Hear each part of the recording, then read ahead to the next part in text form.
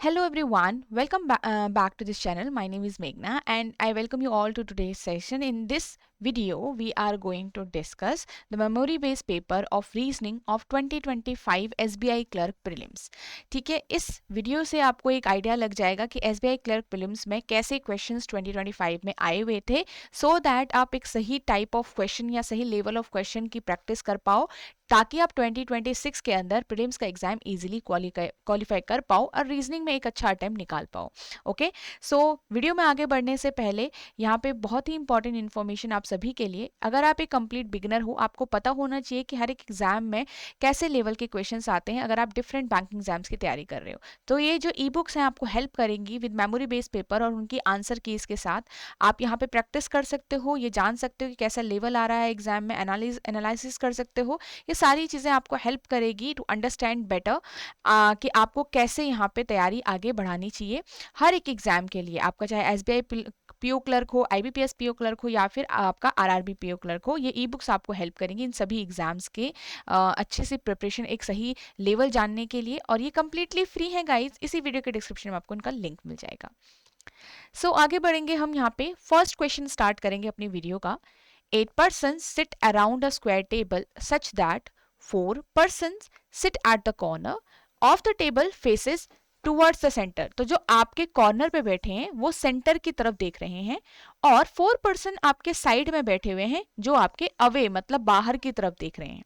Right, all the information is not necessarily in the same order. तो ये आपको ऐसा लिखा गया है। अब यहाँ पे आपका नेक्स्ट क्या है? E sits third to left of A, F sits fifth to right of B, H sits 4 places away from C। तो यहाँ पे डिफरेंट डिफरेंट इंफॉर्मेशन है आपकी। आपने क्या करना है, या तो साइड में आप इंफॉर्मेशन को नोट डाउन कर लो, ठीक है, और या फिर आप सिर्फ रीड कर सकते हो। बट आपको ये ध्यान रखना है कि बार बार रीड नहीं करना है पैराग्राफ को, ठीक है, एक बार रीड करके आपको सॉल्व करना है।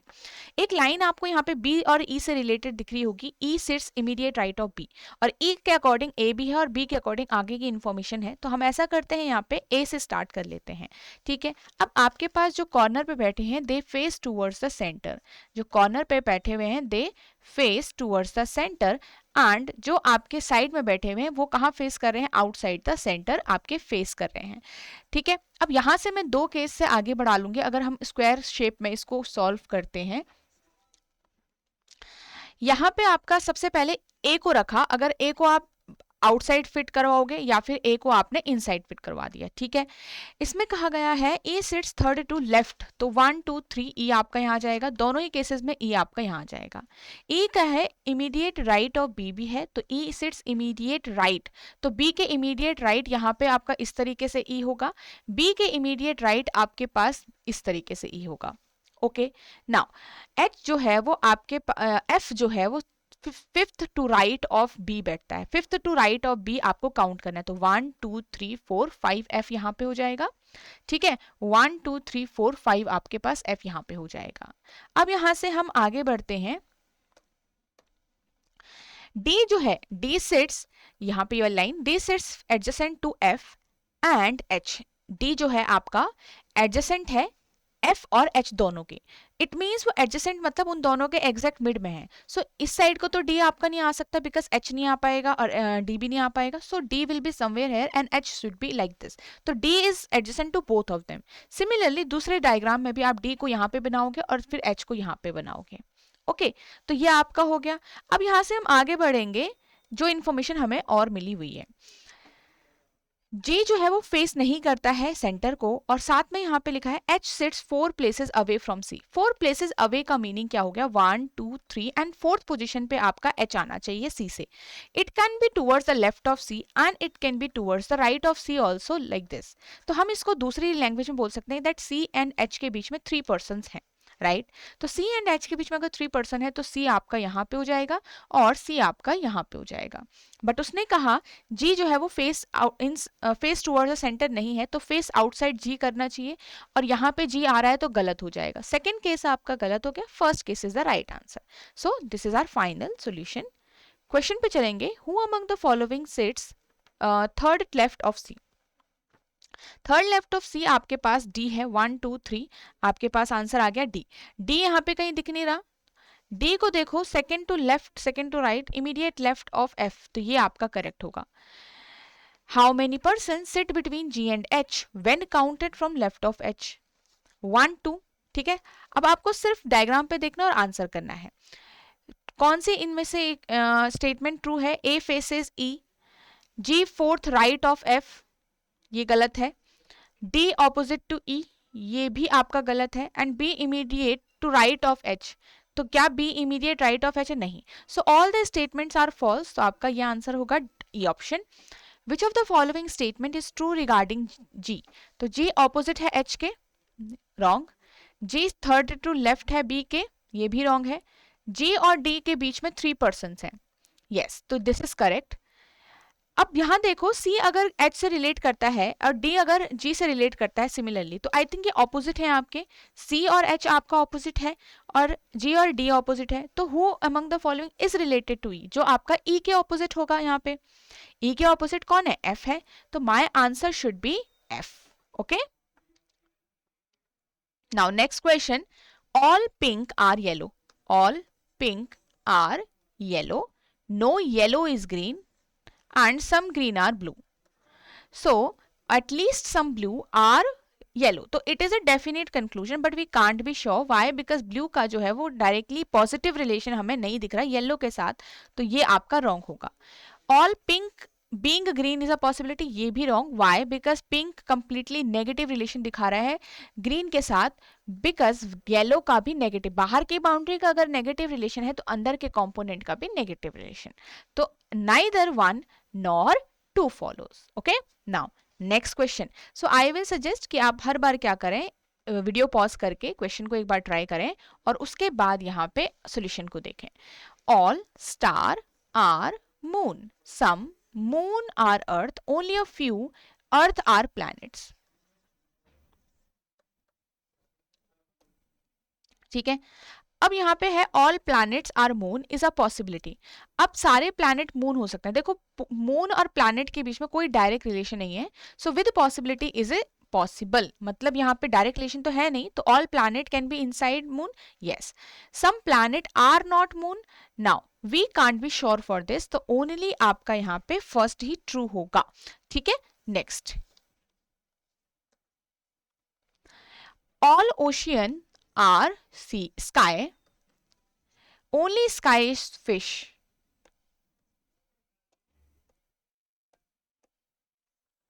So only sky is fish, only का सिंबल। सो फिश का जो नेगेटिव रिलेशन है वो स्काई के अलावा सबसे, दैट इज ओ से भी उसका नेगेटिव रिलेशन है। सम ओशियन आर ट्रीज, तो सम ओशियन आपकी क्या हो गए यहाँ पे? ट्रीज हो गए हैं। ठीक है, at least some fish are ocean, completely wrong. Why? Because fish का किसी से भी पॉजिटिव रिलेशन नहीं हो सकता है। Some fish are trees, possibility wrong, क्योंकि इसका हर किसी से नेगेटिव ही होगा, पॉजिटिव रिलेशन पॉसिबल नहीं है। तो आपके पास ये दोनों ही जो आपके हैं गलत आंसर्स हैं, गलत कंक्लूशंस हैं। चलो, नाउ लास्ट हम यहाँ पे देखेंगे how many pairs of letters are there in the word counter which have as many letters between them as in the English alphabetical series. तो counter अगर मेरे पास यहाँ पे है तो आप पहले फॉरवर्ड से पढ़ो, मतलब लेफ्ट टू राइट आप रीड करो, तो D E F G H यहाँ पे नहीं है। आपके पास ओ से पढ़ोगे तो भी आपको कोई नहीं मिलेगा, यू से पढ़ोगे तो भी कोई नहीं मिलेगा, एन देखो ओ पी क्यू नहीं है यहाँ पे भी। ठीक है, तो आपका फॉरवर्ड डायरेक्शन में तो एक भी पेयर नहीं है। बैकवर्ड डायरेक्शन में अब आप देखो एस और टी, आर एस और टी आपको एक पेयर दिख गया, यू वी नहीं दिख रहा, F G H I you V W, तो यहाँ पे बाकी किसी भी लेटर से हमें एक पेयर नहीं मिलने वाला, तो सिर्फ एक पेयर मिला है which is R and T, तो answer will be only one pair. Okay, तो ए बी सी डी बस आपको काउंट करना है जेड तक और उसी हिसाब से यहाँ पे आपको पेयर्स फाइंड आउट करने होते हैं जो उसी सीक्वेंस में है जैसे वो अल्फाबेट्स में होते हैं। नेक्स्ट क्वेश्चन हम यहाँ पे स्टार्ट करेंगे गाइस, वन बाय वन। यहाँ पे 8 पर्सन्स क्या कर रहे हैं? परचेज कर रहे हैं गिफ्ट्स को, तो ये एक सीक्वेंस बेस्ड पजल है। एटलीस्ट 3 पर्सन, यहाँ से हमारी कंडीशन स्टार्ट हो रही है, तो इसको स्टार्ट करते हैं अब। At least 3 persons purchased the gift between G and P. J purchased a gift 2 persons before J. E. 3%, अब यहाँ पे देखो सिंपली लिखा हुआ है कि 3%, एटलीस्ट 3 मतलब एटलीस्ट 3 तो होने चाहिए, it can be more than 3 और इक्वल टू 3, राइट। तो आपके पास जी और पी के बीच में इतने परसेंट्स हैं। जे जो है, जिस जे ने आपका एक 1 और 2 सेकेंड पर्सन ऊपर आपका गिफ्ट लिया है ई से, तो इस तरीके से अरेंजमेंट होगी जे और ई की। 3% बिटवीन एम एंड सी, तो आपके पास एम और सी के बीच में 3%। G purchase the gift before P, G जो है वो पहले आएगा पी से, and neither of them is the first and last person. Now we can start the table, and table में हमारे पास टोटल 8 पोजीशंस हैं, तो मैं 1 बाय 1 8 सेक्शंस बना लेती हूँ। नंबरिंग कुछ भी आप डालो, यहाँ पे कोई दिक्कत की बात नहीं है।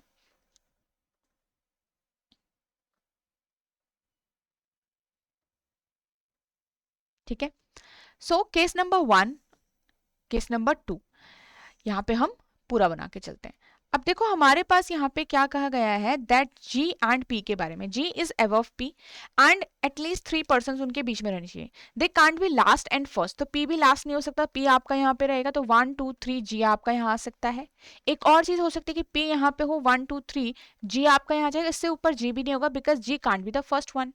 पी आपका यहाँ पे हो सकता है तो जी आपका यहाँ आ सकता है बिकॉज पी के नीचे 2 भी तो हो सकते हैं, राइट। तो ये 3 पॉसिबिलिटीज आपकी यहाँ पे निकल के चलेगी। अब पूरा आगे कंप्लीट करो इसको, जो जो हमारे पास इंफॉर्मेशन है। अब आपको उसने कहा गया है कि एम और सी के बीच में 3% हैं, जे और ई के कुछ इंफॉर्मेशन है। यहां से हम आगे रीड करते हैं बिकॉज अभी बहुत सारी पोजीशन एम और सी के लिए यहाँ पे खाली हो रखी हैं, हमें नहीं पता कि एम और सी में कौन ऊपर कौन नीचे है। Only 2 persons purchased a gift between M and J who purchased the gift after M. तो 2% है, तो आपके पास M और J को आपने कुछ इस तरीके से रखना पड़ेगा because J is after M, right. अब यहाँ पे एक चीज ध्यान रखो, we have the information of M to C, J to E और J to M भी है, तो हम यहाँ पे अब इन तीनों की कंडीशंस को, ये 3 कंडीशंस हम अप्लाई करेंगे एक साथ, राइट। तो 1 बाय 1 हम हर केस में क्या करेंगे, M की पोजीशन चेक करेंगे विद C एंड J और E, सबको एक साथ चेक करो। तो सपोज अगर मैंने M को यहाँ रखा तो 1 और 2 J यहाँ आ जाएगा, राइट। सी आपका यहाँ आ जाएगा, ई आपका यहाँ आ जाएगा, इट इज क्लियर। बट अगर मैंने सपोज, क्योंकि एम यहाँ भी तो रख सकते हैं ना, एम तो यहाँ भी रख सकते हैं, तो 1 जी ऑलरेडी यहाँ पे है, पी ऑलरेडी आपका यहाँ पे है, तो अगर आपने जे को यहाँ रखा, क्या ई आ सकता है? नहीं, ये पॉसिबल नहीं होगा, तो एम गलत हो गया। फिर अगर मान लो आपने m यहाँ पे रखा इस पोजीशन पे, तो आपके पास j नहीं आ सकता, वो भी गलत है। अगेन आपने m यहाँ रखा या यहाँ रखा, तो आपके पास अगेन पॉसिबल नहीं होगा बिकॉज इसके नीचे j की कोई पोजीशन सही नहीं है। तो m की सिर्फ एक ही पोजीशन आपके पास फर्स्ट केस में रह जाएगी, ओके। तो ये आपका एक पोजीशन हो गया। नेक्स्ट में आप चेक करो यहाँ पे, m अगर मैंने यहाँ रखा तो j आपका इधर आ जाएगा और e आपका इधर आ जाएगा। बट अगर सपोज मैंने m यहाँ रखा होता तो क्या होता, क्योंकि p यहाँ ऑलरेडी है, तो 1 2 3 c नहीं आ सकता था मेरा, तो अगेन m यहाँ पे भी रॉन्ग है। इसके अलावा अगर आप m यहाँ रखोगे तो अगेन आपके पास j नहीं आ सकता, विच इज अगेन रॉन्ग। इसके नीचे m की कोई भी पोजीशन जो है वो करेक्ट नहीं होगी, ओके। अब आपने यहाँ पे क्या किया, इसको हटाओ यहाँ से। नेक्स्ट m चेक करो, m अगर आप यहाँ पे देखो, m अगर आप यहाँ रखोगे तो j पॉसिबल नहीं है, m अगर आप यहाँ रखोगे तो अगेन j पॉसिबल तो है बट e पॉसिबल फिर नहीं है। इसके नीचे अगर आप m फिर रखोगे तो आपके पास e की पोजीशन नहीं आएगी, तो m इसके नीचे गलत हो जाएगा।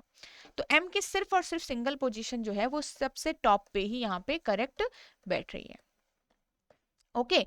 Now we have to fill completely, तो m के बाद j आपका यहाँ पे आ गया, j के बाद e आ सकता है क्या? नहीं, तो अगेन ये पूरा ही रॉन्ग हो जाएगा। Why? Because there is no other position for m, and अगर हमने m टॉप पे भी रखा तो आपके पास e पॉसिबल नहीं है, ओके। नाउ j आपने रखा, e आपने रखा, m और c के बीच में 3% है, 1 2 3 c आपने यहाँ पे रखा। Then e purchase the gift before a, तो e परचेज बिफोर a, तो a यहाँ पे आ जाएगा, a आपका यहाँ पे आ जाएगा। L आपका अकेला बचा, L आपका यहाँ पे आ जाएगा। L does not purchase the gift adjacent to P और M, L का जो गिफ्ट है वो M के एडजेसेंट नहीं है और P के एडजेसेंट नहीं है, and that's why second is the final solution, because वही आपका लास्ट बच रहा है यहाँ पे, ओके। चलो क्वेश्चन पे यहाँ पे चलते हैं आगे। Who among the following is the last one to buy? A, इनमें से कौन सी स्टेटमेंट फॉल्स है? 3 persons between P and C, this is false, ठीक है। J एंड C के बीच में उतने ही पर्सन हैं यहाँ पे, yes this is correct. Before J and after C is same. L purchase immediate after G, this is correct. E is the last one. This is wrong. तो false statement पूछा हुआ था, तो my answer will be more than one option correct, right? Because more than two options यहाँ पे क्या है, wrong आ रहे हैं, false आ रहे हैं, इसलिए हम E option चूज करेंगे. How many people purchase a gift between L and A. L और ए के बीच में 1 2 3 4 आपने सिर्फ काउंट करना है. ठीक है, सारा यूज जो है हमने कंडीशंस का कर लिया है. In a certain way E is related to A and G is related to J. देखो, ई रिलेट करता है ए से and G related to J, तो इट मीन्स अपने सेकेंड बिलो वाले पर्सन पे वो रिलेट कर रहे हैं. ठीक है, एक पर्सन छोड़कर नीचे की साइड को. सेम वे आपका यहाँ पे then who will relate to P. तो पी से कौन रिलेट करेगा, जो पी के इस साइड को होगा, ऐसे ऊपर की साइड को एक छोड़कर. तो पी से आपका कौन रिलेट करेगा यहाँ पे, सी. ठीक है, नाउ नेक्स्ट क्वेश्चन. इनमें से कौन सी स्टेटमेंट करेक्ट है regarding M. As many person purchase gift before M, as many after A. तो ये तो करेक्ट होगा. L purchase just after M, ये रॉन्ग है. And G purchased before M, this is also wrong. तो आपके पास करेक्ट इंफॉर्मेशन सिर्फ और सिर्फ only A option, A information है, तो ये आपकी करेक्ट होगा. ठीक है, नेक्स्ट क्वेश्चन इनइक्वालिटी का है. एक्स एंड जेड के बीच में एक्स ग्रेटर, तो X greater Z, this is correct. Q greater, this is wrong. Why, because यहाँ पे टू अपोजिट सिंबल आ गए. एस से लेकर पी की तरफ देखो, एस ग्रेटर इक्वल पी ही आ रहा है, दिस इज ऑल्सो करेक्ट. तो both first and third are true. Next question की तरफ P ग्रेटर इक्वल T देखना है. देखो P टू M आप जाओगे, M टू T आपके पास door closed, wrong. R to M आप जाओगे तो R टू M आपका ग्रेटर आ रहा है R, this is correct. Second option आपका ट्रू आ रहा है, सेकंड कंक्लूजन इज ट्रू. ठीक है, नाउ वी हैव, हमारे पास यहाँ पे क्या हो रहा है कि रीजेनरेशन एक वर्ड दिया है, मीनिंगफुल वर्ड फाइंड आउट करना है. अब देखो एग्जाम में आपके पास इस टाइप का क्वेश्चन है, तो जब तक आप एक्यूरेटली फाइंड आउट नहीं कर पाए कि कितने वर्ड्स बन रहे हैं या कौन सा वर्ड बन रहा है, तो इसको क्वेश्चन को थोड़ा ढंग से सॉल्व करना है. ठीक है, ध्यान से. हमको यहाँ से थर्ड लेटर लेना है जी, उसके बाद सिक्स्थ लेटर लेना है थर्ड ई, एंड फिर सेवेंथ लेटर लेना है आर, और फिर एट्थ लेटर लेना है ए. ठीक है, इन लेटर्स के थ्रू मुझे यहाँ पे कुछ वर्ड बनाना है. Which of the following will be the second letter from the right end of the new word formed? If more than one such word can be made, give x as the answer. ठीक है, अब यहाँ पे आपको सोचो कि आपके पास x तब आंसर होगा. देखो x तब आंसर होगा जब आपके पास यहाँ पे क्या हो जाएगा, कोई भी वर्ड नहीं बन रहा है. बट अगर आपके पास यहाँ पे देखो, if more than one such word can be formed, अच्छा गिव एक्स. ठीक है, अगर आपको ज्यादा, एक से ज्यादा वर्ड बन रहे हैं तो एक्स आंसर करना है. बट अगर एक भी वर्ड नहीं बन रहा है, तब आपका यहाँ पे क्या आंसर हो जाएगा, आपके पास यहाँ पे आंसर हो जाएगा वाई. ठीक है, बट अगर सिर्फ एक वर्ड बन रहा है, मतलब एक जो सिंगल वर्ड एक्यूरेटली आपको लग रहा है कि एक ही वर्ड बन सकता है, तब जाके आप आंसर करोगे कि second letter from the right end कौन सा होगा. ठीक है, अगर मैं यहाँ पे एक देखूंगी तो आपके पास यहाँ पे एक वर्ड पहले आप बनाओ, फिर ट्राई करो कि क्या दूसरा बन रहा है कि नहीं बन रहा है, या फिर एक भी नहीं बन रहा है. तो आर ए जी और ई, एक तो रेज मेरा यहाँ पे बन गया है, राइट. ये एक मीनिंगफुल वर्ड लग रहा है. ठीक है, और क्या हो सकता है यहाँ पे,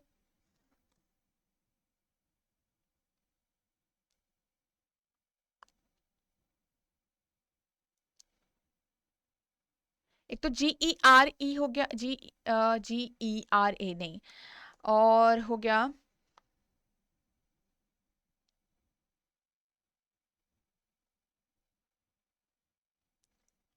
एक तो हो गया जी ई ए आर गियर. तो ये आपका एक मीनिंगफुल वर्ड बन गया. तो हमारे पास एटलीस्ट दो तो बन रहे हैं. अब मुझे इससे ज्यादा बने ना बने उसका ध्यान नहीं देना, बिकॉज मेरा आंसर यहाँ पे चूज हो गया कि वो मोर देन वन वर्ड तो बन ही रहा है, तो x will be my answer.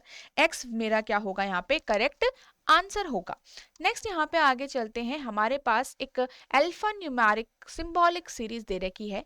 One by one हमें यहाँ पे क्या करना है, रीड करनी है कंडीशन एंड उसे सही से सॉल्व करना है. Which of the following is sixth to left of the 15th element. यहाँ ठीक है 15th लिखा है तो सिर्फ आप एलिमेंट ही रखोगे इसको, जब कुछ नहीं लिखा होगा तो एलिमेंट मान के चलोगे. From the right end of the above arrangement, तो 6th to the left of the 15th from right. तो आपके पास दो अलग अलग डायरेक्शन से काउंट करना है, तो यहाँ पे आप क्या कर सकते हो, सिंपली इन पोजिशंस को ऐड कर सकते हो। दैट इज 21st एलिमेंट अब आपको निकालना है कहाँ से, राइट एंड से, जो बाद की डायरेक्शन होगी, हमेशा याद रखना। तो बस आपको 21 अब काउंट करना है, 8 12 16, ठीक है, 20 और 21st दैट इज 8, तो माय आंसर विल बी 8, ठीक है। चलो नेक्स्ट क्वेश्चन की तरफ। यहाँ पे हमारे पास है how many such vowels are there, देखो कितने वॉवल्स हैं which are immediately preceded by a symbol and immediately followed by a consonant. तो पहले यहाँ पे देखो सिंबल कहाँ का है, सिंबल के बाद एक वॉवल है, नहीं, सिंबल के बाद एक वॉवल है, नहीं, यहाँ पे भी सिंबल के बाद वॉवल नहीं है, सिंबल के बाद वॉवल नहीं है, सिंबल के बाद वॉवल नहीं है, तो हमारे पास सिंबल के बाद वॉवल है ही नहीं कहीं पे, तो ये जो कंडीशन है वो कहीं पे भी अप्लाई नहीं हो रही है, तो none of the vowels are satisfying the given condition, ठीक है। चलिए, सो आई होप यहाँ पे आप वन बाय वन क्वेश्चन को साथ में सॉल्व कर रहे होंगे, एक बार वीडियो को पॉज किए हुए। आपके पास यहाँ पे लिखा हुआ है if all the symbols in the above arrangement are dropped then which of the following will be 8th letter. देखो 8th लेटर अब आपको काउंट करना है, तो सिर्फ 8th लेटर तक ही काउंट करने हैं, लेटर लेटर काउंट करने हैं बस। तो 1 2 3 4 5 6 7 एंड 8, तो आंसर क्या आ जाएगा, option number C, that is K. चलो, how many such symbols are there in the above arrangement, each of which are immediately preceded by a number। कह रहे हैं कि ऐसे कितने सिंबल हैं जो इमीडिएटली प्रीसीड होते हैं किसी नंबर से और फॉलोड होते हैं किसी अल्फाबेट से। तो सिंबल देखो, नंबर और अल्फाबेट एक ये हो गया, सिंबल नंबर उसके आगे नहीं है, सिंबल नंबर और अल्फाबेट एक ही हो गया, सिंबल के पहले नंबर, सिंबल के पहले नंबर, सिंबल के पहले नंबर और बाद में अल्फाबेट, सिंबल के पहले नंबर, ठीक है। तो ओनली 3 हमारे पास इसको जस्टिफाई कर रहे हैं, तो माय आंसर विल बी 3। चलो नेक्स्ट क्वेश्चन की तरफ हम यहाँ से आगे चलते हैं guys. 4 of the following are alike in a certain way based on their position, then which is the one that does not belong to the group। अब यहाँ पे जो भी पोजीशन के अकॉर्डिंग इनका रिलेशन बन रहा है वो आपको देखना है, चेक करना है, जिसका भी आपका डिफरेंट होगा that will be my answer. अब यहाँ पे y है, फिर 8 है, z, अब देखो कहाँ पे ये लोकेट करें, y 8 एंड y z, ठीक है। तो इस तरीके से अभी हमारे पास 3 लेटर्स का गैप लेके एक बार फिर 1 लेटर का गैप लेके, तो सेम टू सेम आप दूसरे ऑप्शन में भी देखो, यहाँ पे ये रहा 3 एलिमेंट छोड़ के एंड, और फिर यहां से एक छोड़कर x, तो this is correct, both are showing the same type of relation, it means यही हमारा सबके ऊपर होना चाहिए। b परसेंट को देखो, 3 छोड़कर परसेंट एंड फिर एक छोड़कर 7, ये भी ठीक है। फिर आपके पास हो गया x, k और v, x कहाँ गया, दिस इज x, तो x से आपने 3 छोड़कर k किया और फिर x से एक छोड़कर 5 किया, ये भी ठीक है। तो ये तीन चारों ही सारे के सारे एक जैसा रिलेशन शो कर रहे हैं, तो e must be the odd one. e को देखो, आपके पास r से डायरेक्टली m आया है, तो ओनली 2 एलिमेंट्स को आपने स्किप किया है, जबकि हम 3 एलिमेंट्स को स्किप कर रहे थे पहले, ओके। तो आपके पास यहाँ पे e option is the odd one. Now we have a next question. ये हमारे पास एक डेट और मंथ बेस्ड पजल है। इसमें सबसे पहले आपको लिखा गया है 8 पर्सन है हमारे पास, दे विजिट अ सिटी, अच्छा वो विजिट कर रहे हैं बस, और आइदर ऑन 7 और 20th ऑफ डिफरेंट मंथ्स। तो आप जब यहाँ पे टेबल बनाओगे तो किस तरीके से बनाओगे, इस तरीके से आपको टेबल बनानी है 8 पोजीशन की, ताकि सिर्फ आपका फ्लोर बेस्ड जैसा ही लगे और ज्यादा डिफरेंस यहाँ पे ना हो, ठीक है।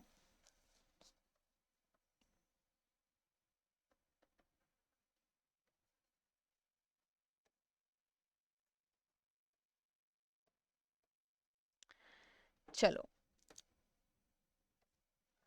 so exactly 3 people have their visit between F and P। तो exactly 3 people F और P के बीच में विजिट किए हैं। G's visit take place immediate before F, तो G जो है वो immediate before F है, and F's visit is on 7th of March। now it is a exact point, तो हम 7th of March को F को रख सकते हैं इजीली, G को हम immediate ऊपर इसके रख सकते हैं, और F और P के बीच में 3 है, तो ये तीन एलिमेंट्स मेरे कंप्लीटली फिल हो गए। O's visit is scheduled immediate after E, तो अभी हमारे पास ई और ओ के लिए बहुत सारी जगह है, तो अभी छोड़ दो अभी। एन's visit is in a month that has 31 days. 31 days अब आपके मार्च में है, जनवरी में है, मई में है, राइट तो एन यहाँ पे कहीं पे भी अभी आ सकता है जो कि हमें नहीं पता। H visit is scheduled after M, after M मतलब somewhere after, it is not immediate, ठीक है। नाउ अब ऐसे करते हैं, हम यहाँ पे ई और ओ को रख के देखते हैं, बिकॉज हमें यहाँ पे आगे एम और एन को भी रखना पड़ेगा। तो सपोज आपके पास इमीडिएट ई के नीचे ओ है, तो एक बार ई और ओ आपने यहाँ रखा, एक बार ई और ओ यहाँ रखा, बाकी सब कुछ जितना जो आपका फील्ड था वो आप फिल कर दो। अब उसने जो कहा कि m के नीचे h है, और उसने एक और चीज कही थी कि n जो है वो आपका ऐसे मंथ में जहाँ पे 31 डेज है। n के लिए जो 31 डेज का आपका बच रहा है, यहाँ पे 2 मंथ्स में अभी भी बच रहा है। There are more than 2 people whose visit fall between n and m। देखो अब there are more than 2 people, n और m के बीच में ये भी ध्यान रखना है मोर देन 2 पर्सन है, इट कैन बी 3 4 5, नॉट 2 और नॉट लेस देन 2, ठीक है। तो देयर आर मोर देन 2, दो से ज्यादा लोग n और m के बीच में होने चाहिए, और not more than 2 people visit between n and h। इसको हम बाद में देखते हैं, पहले हम n और m का क्लियर करते हैं। अब देखो यहाँ पे n और m को अगर मैं बनाऊं, आपको ये भी पता होना चाहिए कि m के नीचे h आएगा, राइट। अगर यहाँ पे मैंने n इधर रखा तो m आपका इजीली यहाँ पे आ सकता है, बिल्कुल ठीक है, ये भी h भी आ जाएगा। सपोज आपने n को यहाँ पे रखा, क्योंकि यहाँ पे भी पॉसिबल है, तो n m आपका यहाँ जाएगा, h आपका यहाँ जाएगा, ये भी पॉसिबल है। चाहे n और m की पोजीशन अलग अलग हो जाए गाइस, तो आपके पास एक चीज तो क्लियर है कि h यहाँ पे फिक्स है, राइट राइट। नेक्स्ट आप देखो, अगर मैंने n को यहाँ रखा, मोर देन 2 पर्सन आपके पास होने चाहिए n और m के बीच में, तो m यहाँ आ जाएगा विच इज रॉन्ग, तो इट मीन्स n आपका यहाँ पे गलत हो गया, यहाँ पे n नहीं आना चाहिए। सपोज आपने n यहाँ रखा, तो m यहाँ आ जाएगा, h ऊपर आ जाएगा विच इज अगेन रॉन्ग, तो ये भी आपका रॉन्ग हो जाएगा। तो n अगर आप यहाँ रखो सबसे एंड में ही, और m सबसे ऊपर रखो, h यहाँ रखो, तो क्या पॉसिबल है? बिल्कुल। सपोज इसी केस के अंदर आपने देखो यहाँ पे n की एक पोजिशन करेक्ट तो कर दी, ठीक है, n की पोजीशन ये तो करेक्ट हो रही है। सपोज n अब आप यहां रखो, राइट अगर आपने n को यहां रखा, तो क्या आप m को यहां रख सकते हो, which is not wrong, which is wrong, why? Because m जो है वो ऊपर होना चाहिए था h के, m तो यहाँ वैसे भी नहीं आ सकता, because more than 2 people should be between them. तो अब यहाँ पे n की दोनों पोजीशन हमने चेक करी, उस तीनों पोजीशन हमने चेक करी है इस केस के अंदर, और आपके पास ये वाली जो पोजीशन है, ये वाली वो करेक्ट आ रही है। वाई? बिकॉज एन अगर यहाँ रखोगे, एम इजिली यहाँ रखोगे, एच आपका यहाँ आ गया। अब उसने एक और कंडीशन लास्ट में दे रखी है, which is not more than 2 people visit between N and H, मतलब 2 से ज्यादा एन और एच के बीच में नहीं होने चाहिए। और लास्ट केस में आपको दिख रहे हैं 2 से ज्यादा, तो एन और एच के बीच में 2 से ज्यादा नहीं होने चाहिए। फर्स्ट केस में आपके पास एन और एम की पोजीशन क्या हो गई? फिक्स हो गई है यहाँ पर। तो my answer should B case number 1, final solution. Okay, चलो अब यहाँ से आगे बढ़ते हैं क्वेश्चंस के ऊपर। H visits on which date? 20th सितंबर, ठीक है। नेक्स्ट देखो, how many people visit between O and M? O और एम के बीच में आप यहाँ पे देखो, ओ और एम के बीच में 3 पर्सन, तो मेरा आंसर कितना आ जाएगा गाइस? 3। नेक्स्ट देखिए, who among the following people has a visit immediate before E? Immediate before E आपके पास कौन आ रहा है? एफ। तो एफ यहाँ पे 7 मार्च, तो आपका ऑप्शन हो गया D. Option number D is the right answer. Next की तरफ देखिए गाइस, यहाँ पे हमारे पास क्या लिखा है? Which of the following statement is correct? 3 people between M और E, this is wrong. N visit immediate after P, this is again wrong. G visits in September, this is wrong. H visits in September, this is correct. इनमें से odd one कौन है guys? यहाँ पे देखो जी, ई, ओ, H और N. अब देखो मंथ्स की बात हो रही है, डेट्स की बात हो रही है, तो it can be even date और ऑड डेट का हिसाब, और या फिर ये मंथ्स के हिसाब भी हो सकता है। पहले ऐसा करते हैं, डेट्स का चेक कर लेते हैं। जी, ई, ओ, जी, ई और जी और ई दोनों ही 20th को हैं, ओ आपका 7th को है, ठीक है। एच और एन को भी एक बार चेक कर लो, एच और एन भी 20th में है, तो सिर्फ ओ ही आपका यहाँ पे अलग डेट में है, तो इसका आंसर क्या हो जाएगा? Option number C is the odd one out. Okay, now next question की तरफ यहाँ से आगे बढ़ते हैं। Okay, so we have a blood relation. 8 persons in a family. The family has only 3 couples. 3 married couple है इसका मतलब. And 3 generation. इस फैमिली के अंदर क्या है, 3 जनरेशन होगी हैं. And there are 4 male members. तो कितने हैं टोटल? 4 मेल मेंबर्स भी हैं. B is the grand father of G who has a cousin F. अब यहां से इंफॉर्मेशन स्टार्ट हो रही है.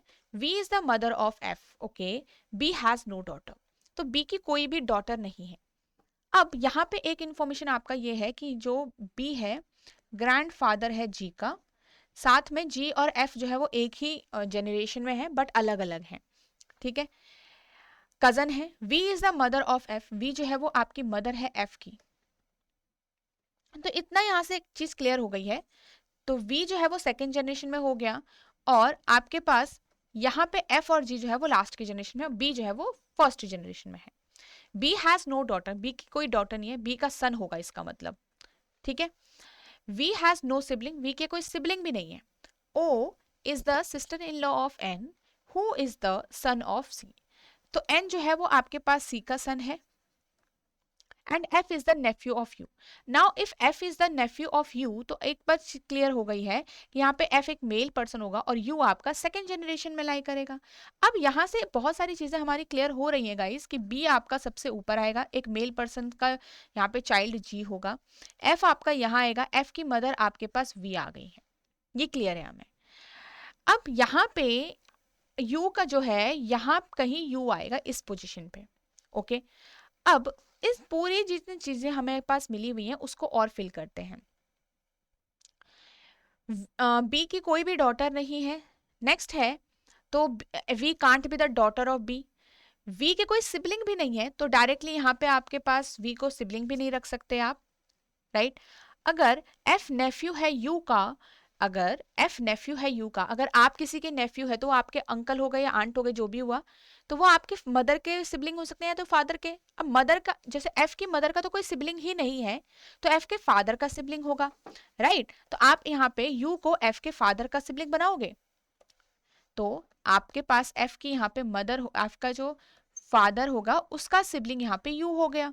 ठीक है. ये अलग अलग ट्री है अभी. ओके. अब यहाँ पे आगे देखो उसने क्या कहा. ओ जो है वो सिस्टर इन लॉ है एन की, इसको हम साइड में रखते हैं अभी के लिए. और एन आपका यहाँ पे देखो, अब सी के नीचे की साइड एन आएगा और ओ भी जो है वो इसी लाइन में है, इसी जनरेशन में है. आपको इतना तो पता चल गया कि यू और जो वी है वो एक ही जनरेशन में लाई करेंगे. And U is the nephew of M. अब 1 2 3 4 5 3 पर्सन और बचे हैं. सी एन और ओ को मेरे को रखना है. यहाँ पे अगर मैं u को इधर पोजीशन करवाऊं, मतलब u ही ये सन है आपके पास, जो ये सन है ये u ही है. ठीक है. तो आपके पास u का चाइल्ड g हो सकता है क्या? बिल्कुल हो सकता है. यहाँ पे b के डॉटर भी कोई नहीं दिख रही हमें, ये भी ठीक है. हमारे पास 3 मैरिड कपल भी हमें चाहिए गाइस. ठीक है. तो 3 मैरिड कपल हमें करना पड़ेगा. अब यहाँ पे देखो c के क्या c का कुछ इन्फॉर्मेशन जो था वो पढ़ लेते हैं. हाँ. n जो है वो सन है c का. राइट. और ओ सिस्टर इन लॉ बन रही है. अब एक फीमेल की जगह सेकेंड जनरेशन में हम यहाँ पे रख सकते हैं इस पे, और एक मैरिड कपल भी आ जाएगा मेरे पास. एन जो है वो यहाँ पे आ जाएगा सी का चाइल्ड, तो और यहाँ पे एक और मैरिड कपल आ जाएगा आपके पास. 4 मेल में 1 2 3 और 4 मेल मेंबर उसने कहा है तो एफ एक मेल मेंबर हो गया हमारे पास. 4 टोटल मेल मेंबर हो गए. ठीक है. यहाँ पे एन सन भी आ गया सी का, और आपके पास बी भी एक married couple. Total 3 married couple मुझे मिल गए. तो यही एक आपका लास्ट सॉल्यूशन बन रहा है. What is the relation of C with respect to O? C का relation with respect to O क्या है? C is the mother in law. What is the relation of N with respect to G? तो आपके पास जी का क्या लगेगा? N. आपके पास uncle. ठीक है. Which of the following statement is true? B is the grand father of G. ये आपका ट्रू आ रहा है सब में. ठीक है. बाकी सारे अभी यहाँ पे एक और देखो, O is the sister in law of N, ये भी आपका करेक्ट है. तो more than one option will be the right answer. Okay. Now next question. 6 persons P to U each have a different number of items. S has fewer items than P and R. देखो P और R दोनों से उसके fewer item है, but more item मतलब ज्यादा item है T और U दोनों से. Exactly 2 persons have more item than Q. Exactly 2%। अब देखो क्यू से सिर्फ 2% के ज्यादा आइटम होंगे और इसका मतलब बाकी उससे कम होंगे, तो 3% उसके नीचे की साइड हो गए, उसके मतलब उससे कम की साइड में हो गए। फिर उसने कहा exactly 1% has fewer item than T, मतलब एग्जैक्ट मतलब एक ही पर्सन के कम आइटम है टी से, तो टी भी फिक्स हो गया। अब जब यहाँ पे टी फिक्स हुआ, उसने कहा एस जो है आपका पी और आर से छोटा है। अब पी और आर से छोटा है एस और टी और यू से बड़ा है, तो एस के लिए एक यही पोजीशन करेक्ट आ रही है, यू से बड़ा है तो यू की पोजीशन यही करेक्ट आ रही है। पी और आर में हमें नहीं पता कि यहाँ पे कौन होगा, यही हमारा इतना डायग्राम बन रहा है। Who among the following has the highest one? तो highest का हमें यहाँ पे क्लैरिटी नहीं मिली है, तो answer will B can be determine. How many persons have more than you? Items more than you कितने के पास है? 5 persons के पास, तो 5 will be my answer. Okay? Now next and the last set guys, this is the question of direction and distance. अब one by one हमारे पास जो points हैं उसके हेल्प से हम क्या करेंगे, डायग्राम बनाएंगे। 3 क्वेश्चंस हमारे इस पे बेस्ड हैं। C is 6 kilometer to south of K. D is 4 kilometer to north of A. L is 10 kilometer east of D. And A is 7 kilometer west of C. तो ऐसा करते हैं, यहां से हम ये पूरा स्टार्ट कर देते हैं एक बार। ठीक है, चलो। C जो है वो 6 किलोमीटर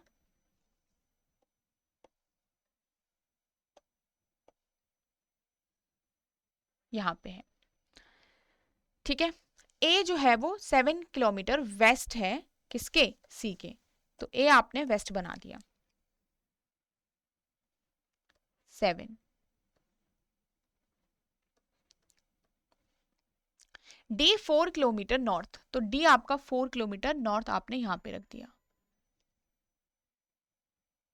एल जो है वो 10 किलोमीटर ईस्ट है, यहां पे आपने 1 सेकेंड, तो ये 7 है नीचे वाला, तो 10 थोड़ा सा इधर को ही बनाओ आप, ये एल हो गया विद 10 किलोमीटर। तो अगर ए से सी आपका 7 है तो ये वाला पार्ट भी 7 होगा, तो हम इसको यहीं पे सिंप्लीफाई भी कर देते हैं कि ये वाला जो पार्ट होगा आपका यहां से लेकर यहां तक का इट विल बी 3 और ये वाला पार्ट आपका 7 होगा। ठीक है, यहां से लेकर यहां तक का पार्ट आपका 6 है, ये चीज ध्यान रखना।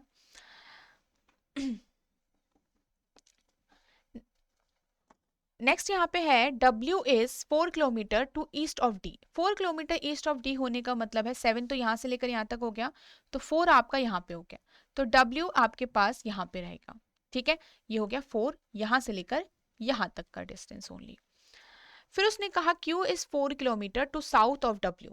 4 किलोमीटर साउथ, अब यहाँ पे 4 किलोमीटर साउथ अगर आपके पास Q 4 kilometre south of this, तो यहाँ पे W ये रहा और Q आपके पास ये हो जाएगा, दोनों के बीच में 4 किलोमीटर का डिस्टेंस है, तो Q आपका एग्जैक्ट यहाँ पे आएगा। T जो है वो 3 किलोमीटर वेस्ट है L के, 3 किलोमीटर वेस्ट मतलब T आपके पास यहाँ पे आ जाएगा। E जो है वो 6 किलोमीटर साउथ है W के, साउथ होने का मतलब है 4 तो ये हो गया, तो 6 मतलब ये 2 हो गया आपका, टोटल 6 हो गया, 4 + 2 = 6, तो आपके पास यहाँ पे क्या आ जाएगा, E आ जाएगा। ठीक है, एक और इंफॉर्मेशन थी बी वाली, point B is 6 kilometre to north of Q, 6 kilometre north, तो पॉइंट बी जो है वो कहाँ आएगा, देखो के किस लाइन में बी आ सकता है। अब ये पूरा 6 है, यहां से लेकर यहां तक ये 4 है, तो ये वाला पार्ट आपका 2 हो जाएगा, तो आपके पास अगर B is 6 kilometre to north of Q, तो आपके पास बी जो है वो करेक्ट इसी पोजिशन पे आएगा। ठीक है, चलो, तो ये कंप्लीट डायग्राम मेरा बन रहा है। What is the direction of C with respect to D, तो it is south east direction. What is the shortest distance between T and Q, तो टी और क्यू के बीच में शॉर्टेस्ट डिस्टेंस, तो ये जो आपको लाइन यहाँ पे दिख रही है, ये वाली line, this is the shortest distance. तो आपके पास एक हो गया √4 का स्क्वायर प्लस एक हो गया आपके पास यहाँ तक 3 का स्क्वायर। वाई, बिकॉज देखो ये 4 है, तो 7 में से 4 चला गया 3, तो ये जो आपका ये वाला डिस्टेंस दिख रहा है ये कितना होगा, 3 होगा, तो √4 + 3 तो कितना आ जाएगा, 5 वैसे, तो 16 + 9 √25 किसका होता है, 5 का। नेक्स्ट, इनमें से कौन सा अलग है, कौन सा यहाँ पे आपको जो ऑप्शन है वो डिफरेंट है, तो सबसे पहले इनका रूल, इनके जो रिलेशन है वो देखेंगे, D L W and T. आप देखो यहाँ पे हमारे पास क्या क्या है, D L W and T AQ, KL and at the end it is Q and C. सो आप देखोगे D and L east west की लाइन में है हॉरिजेंटल, W एंड T भी आपके पास ईस्ट वेस्ट की लाइन में है, दिस इज W, तो वो भी आपकी ईस्ट वेस्ट की लाइन में है, ये आपका हॉरिजेंटल हो गया। A एंड Q भी आपके पास ईस्ट वेस्ट की डायरेक्शन में है। के एंड एल की अगर हम बात करें, के और एल आपका ईस्ट वेस्ट के डायरेक्शन में नहीं है, तो it is the different one. Q और सी भी आपका ईस्ट वेस्ट में है, तो आपके पास के एल एल जो है वो अलग है, बिकॉज तो सेकेंड पॉइंट है हमारा वो फर्स्ट पॉइंट से साउथ ईस्ट की डायरेक्शन में है, ना कि ईस्ट में। ओके तो हमारे पास आंसर क्या होगा, ऑप्शन नंबर डी। सो यहाँ पे हमने सारे ही क्वेश्चन सॉल्व कर लिए। आई होप आपके ज़्यादा से ज़्यादा क्वेश्चन करेक्ट आए होंगे। ठीक है, अगर आपको कहीं पे भी यहाँ पे मिस्टेक हुई है, कहीं पे आपने क्वेश्चन बहुत लेट सॉल्व किया है, तो प्रैक्टिस ज़रूर करो उन टॉपिक्स की, एंड प्रैक्टिस से ही आप यहाँ पे स्पीड गेन करोगे और एक्यूरेसी भी गेन करोगे। Okay, that's all for today's video guys, and I hope this video helped you in your practice।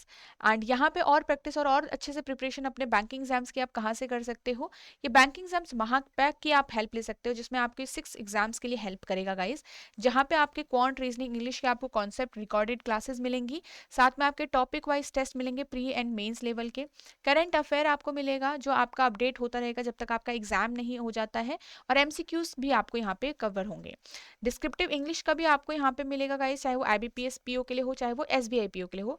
Computer classes का भी आपको यहाँ पे मटेरियल मिलेगा, साथ में मिनी मॉक टेस्ट हो, चाहे PO एंड क्लर्क लेवल के, फुल लेंथ मॉक टेस्ट हो, चाहे आपका प्रीवियस ईयर पेपर प्रीलिम्स और मेंस लेवल के, और या फिर आपका यहाँ पे इंटरव्यू गाइडेंस हो, वो भी आपको यहाँ पे मिलेगा, एंड मेंटोर सपोर्ट ऑल्सो। तो ये सारी ही चीज़ें आपकी इसी एक कोर्स के अंदर हैं, आप इसको चेक कर सकते हैं, इसी वीडियो के डिस्क्रिप्शन में लिंक आपको मिल जाएगा, वहाँ पे जाके आप इस वीडियो के इस कोर्स को चेक कर सकते हैं, एनरोल कर सकते हैं इसके अंदर, या फिर आप edutap.in वेबसाइट विजिट करेंगे, वहां से भी आप इस कोर्स के अंदर जा सकते हैं। Okay so let me show you.